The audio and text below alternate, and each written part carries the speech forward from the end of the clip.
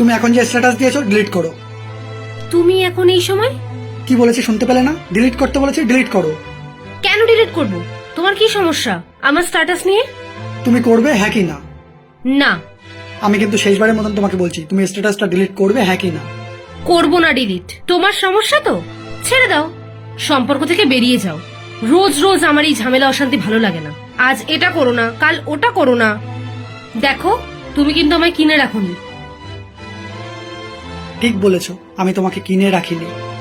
আসলে তোমাদের মেয়েদের না সেই সমস্ত ছেলেই পছন্দ হয়, যারা তোমাদের মিথ্যে প্রশংসা করবে, ছাড় দেবে, গিফট দেবে, তোমাকে সবসময় ঘুরতে নিয়ে যাবে, তোমাদের হ্যাঁ হ্যাঁ মেলাবে, কোনো কিছুতে বাধা দেবে না, তোমরা যেটা করতে চাইবে সেটাই করতে দেবে। আর যে তোমার ভুলটাকে ভুল বলবে, বকাবকি করবে, শাসন করবে, তোমাদেরকে শর্ট ড্রেস পরতে দেবে না, সেই সমস্ত ছেলেরা তোমাদের কাছে শত্রুর থেকেও কম না। আর আমি তো তোমার সাথে এগুলোই করি, তাই তোমার ভালো লাগে না। তো ঠিক আছে, আজকের পর থেকে না আমি তোমার লাইফে থাকবো, না তোমাকে এগুলো করতে বারণ করব। ভালো থেকো।